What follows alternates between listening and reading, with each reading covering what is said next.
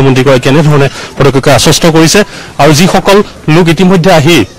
দেখা গৈছে যে মথাউৰি আমতলা মথাউৰিৰ ওপৰত আছে তেওঁলোকৰ প্ৰত্যেকৰে এঘৰকৈ তেওঁ সোমাইছে প্ৰতিটো ঘৰত আৰু প্ৰত্যেকজনৰ কেনে কি অভাৱ আছে কি অসুবিধা আছে কেনেকৈ স্থায়ী সমাধান কৰিব পাৰি তাৰ চিন্তাত তেওঁ ইতিমধ্যে কেনেধৰণে পৰিকল্পনা কৰিব সেই সকলো কথা ঠিক কৰিছে আমি সমগ্ৰ পৰিৱেশ দেখুৱাই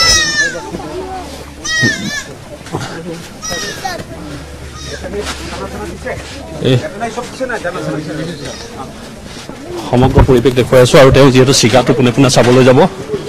আৰু তাৰ পূৰ্ব দৃশ্য এয়া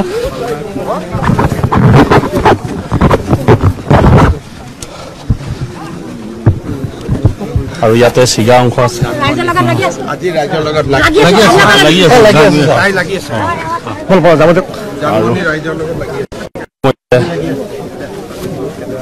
পৰিৱেশ আমি দেখুৱাইছো সমগ্ৰ পৰিৱেশ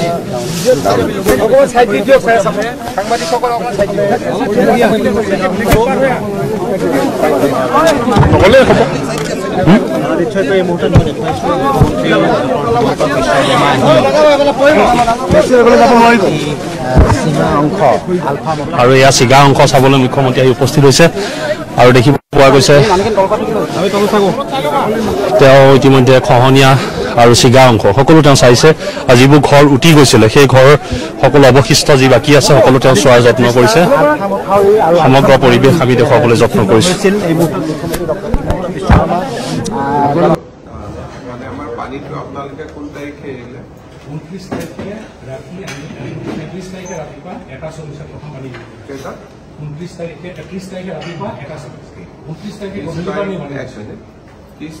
ৰাতিপুৱা 1:40 এৰিবলগীয়া হ'ল ৱেডাৰটো যে বেয়া বৰষুণ হ'ব এইটো আপোনালোকে কেতিয়া গম পালে মেট্ৰলজি আমি এইটো 29 তাৰিখে গধূলি 7:38 আমি এৰিব লাগিব বুলি কোৱাতকৈ অলপ থাকিলে কি হয় অলৰেডি আমি তাত পৰীক্ষা আছে তাত পানী নাই খুলি থলে কিন্তু পানী অলৰেডি ডাউন আছে পানী বেছি নাই সেইকাৰণে খুলিবলগীয়া হোৱা নাই কিয় পানীটো আহিব আমি টোটেল 9 ঘণ্টা টাইম দি দিয়ালৈকে আমি 6 ঘণ্টা আগত বান কৰোঁ তেনেকুৱালৈকে 9 ঘণ্টা মোক কথাটো অলপ টেকনলজিটো বুজিব দিয়ক বৰষুণ ওপৰত পৰিব আপোনালোকে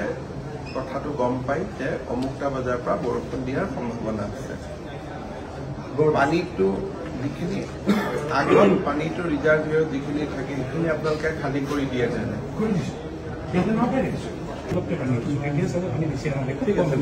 এৰাটো বুজিলো যদি আহিলে 6টা বজাত পানী প্ৰথম খুন্দাটো মাৰিছে সেই সময়ত একেলগতে 6টা বজাত ছডেনলি বহুত দূৰে পিক মাৰিছে 1672লৈকে উঠিছে পানী ৰাতি এটালৈকে দিয়ে নহয় আমি তেতিয়াই দিছো কিন্তু আমি গেটখন ঘপকে উঠাই দিব নোৱাৰো তলফালেতো আমি তেতিয়া 3 মিটাৰ 3.5 মিটাৰ 4 মিটাৰ 4.5 এনেকে গৈ তাৰমানে আপোনালোক আৰু আমাৰ মাজত কথাটো মই নাজানো টেকনলজিৰ কাৰণে আপোনালোকে নোৱাৰে নে কি কৰে আমাৰ আৰু আপোনালোকৰ মাজত কথাটো ক'ত নিমিলে যে পানীটো আহিলে ওপৰৰ পৰা আপোনালোকে প্ৰথম গম পালে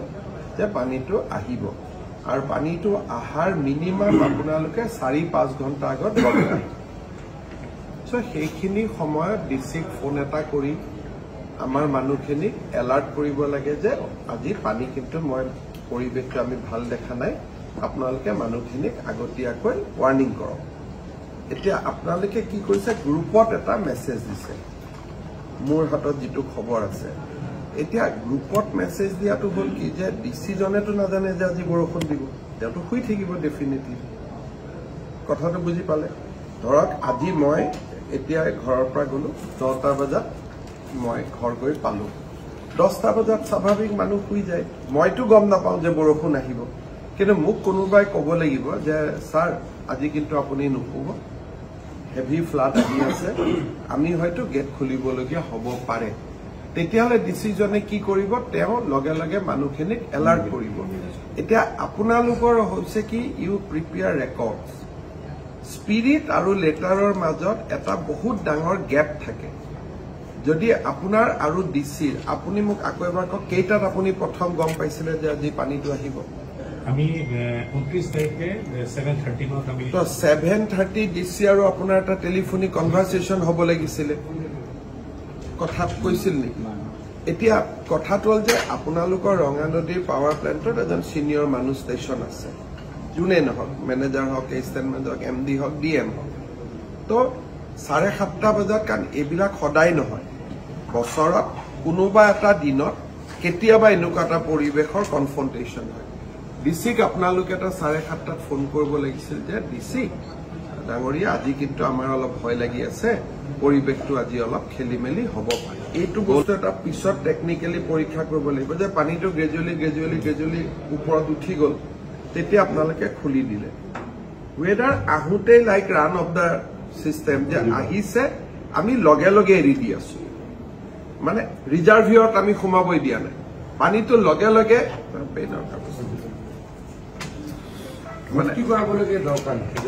মানে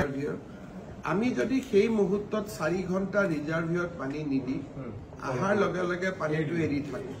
it will be gradual and slow' release. আপোনালোকে কি কৰে, পানীটো আহে জমা হয়, যেতিয়া অভাৰফ্ল' হ'ব আৰম্ভ কৰে তেতিয়া আপোনালোকে এৰি দিয়ে। কিন্তু টেকনলজিকেলি এইটো পাৰে নে নোৱাৰে মই নাজানো, আপোনালোকৰ এইটো চাব লাগিব যে 10% জমা হলে এৰি দিয়ক, 10% জমা হলে এৰি দিয়ক, 10% জমা হওক এৰি দিয়ক, তেতিয়া একেলগে ফ্ল'টো নহয়। এতিয়া মোক চিফ ছেক্ৰেটাৰীয়ে কৈছে যে গ্ৰুপত আপোনালোকে এটা মেছেজ দিছে, ইমান মানুহৰ জান মালৰ ক্ষতি হয়, গ্ৰুপত মেছেজটোৱে এনাফ নহয়, কাৰণ ডিচিটো শুব। এই বস্তুটো যদি আপুনি চাই যে অল দিজ আৰ মোবাইল আৰু হোৱাটছআপ, বাট ইয়াৰ ভিতৰত আপোনাৰ আৰু ডিচিৰ যোনে ইয়াত নবহক কিয়, এই কথাটো মই যোৱাবাৰ যেতিয়া মই এবাৰ গৈছিলো ৰঙা নদীত, তেতিয়াও আপোনালোকক কৈছিলো যে ডিচি আৰু আপোনালোকৰ মাজত এটা হটলাইন থাকিব লাগে। তাৰ পিছত প্ৰচেছটো যে আজি কিন্তু পানী বৰ, দুজন অসমীয়া মানুহে কথাহে পাতিব লাগে যে আজি বৰ পৰিৱেশটো বেয়া হ'ব, অইনবাৰত কিন্তু মই অইনবাৰতকৈ বেছি বেয়া দেখিছো, তেতিয়া ডিচিৰ দায়িত্ব ইয়াত হ'ল যে ফাৰ্ষ্ট ৱাৰ্ণিং মেছেজ, আপোনালোকে মেছেজটো কি বুলি দিয়ে, কেনেকে দিয়ে, কাৰণ বিভিন্ন সময়ত মেছেজ আহি থাকে যে আমাৰ ইণ্ডিয়ান মেট্ৰলজিকেলে প্ৰায়ে বৰষুণৰ মেছেজ দিয়ে, কিন্তু বৰষুণ নহয়। গতিকে মানুহৰ এটা ধাৰণা হৈ যায় যে এই মেছেজবিলাকৰ কিমান কেজুৱেল মেছেজ, ফোন কৰি ক'ব লাগে ভয়ানক। আপুনি কৈছে আমি ইমান protocol has been don't go by documents. আপোনাক এতিয়া আপুনি যদি কৈ আছে যে ইমান নামিল, আপোনাক যদি মানে ঠিক আছে, এতিয়া মই আপোনালোকক এইখিনিকে ৰিকুৱেষ্ট কৰিম যে এই কথাটোৰ কাৰণে এটা মই চিফ ছেক্ৰেটাৰীকো কৈছো, দুটা কথা পাৱাৰ জেনেৰেশ্যনৰ কাৰণে ৰাখি আমাৰ যিটো নিয়ম, আমাক তাত ফ্লাড কুচনিং কৰিব দিয়ে, ফ্লাড পিকটো এনেকে আহে হাইড্ৰ'ভাৰ্টত, তো এই গোটেই ফ্লাডটো এনেকে মানে আপোনালোকৰ নহয়, আপোনালোকৰ ফ্লাড কুচনিং যিটো কয়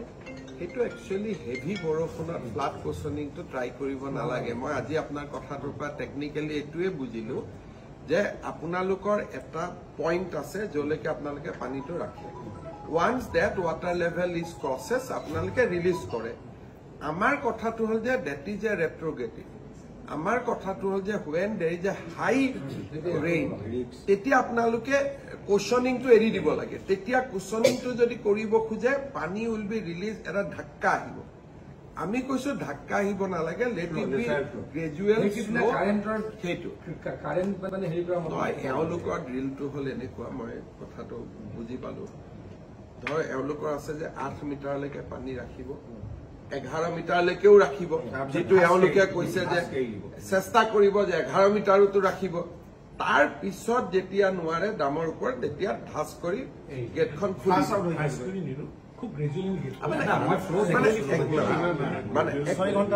মানে গেটখন খুলি থাকে। আপুনি ধৰক একেলগে খুলি নিদিয়ে, বা হাফটো খুলি দিলে গ্ৰেজুৱেলি যাতে পানীটো গৈ থাকে। আমাৰ ৰিজনটো হ'ল এইটোৱে যে আৰু যদি 2 ঘণ্টা আগৰ পৰা আমি খুলিব পাৰো, ধৰক পানীটো যেতিয়া আহি জমা হ'ল, এনেকুৱা বলিয়া বৰষুণত আৰু কুচনিঙৰ কথাটো নাহে। এইটো আপোনালোকে টেকনলজিকেলি পিছত আমি পাতি মই বুজিলো যে আমি এনেকে পানী আহিছে, পানীটো run of the water type এৰি দিলো, তেতিয়া সৰু গৈ থাকিব। 8 মিটাৰৰ সেই বস্তুটো নাপায়গৈ, কাৰণ ইট ইজ লাইক এ জলবোমা টাইপ হৈ গ'ল না, যে উই হেভ ক্ৰিয়েটেড এ বম দেন উই ৰিলিজ দ্য বম। যদি আমি তাক ক্ৰিয়েট নকৰাকৈ ৰাখিব পাৰো এইটো আপোনালোকৰ ড্ৰিলটোৱে কাৰেকশ্যন কৰিব লাগিব আপোনাৰ উপায় নাই তেনেকৈ বনোৱা আছে but we need to change the drill মই কথাটো ঠিক কৈছো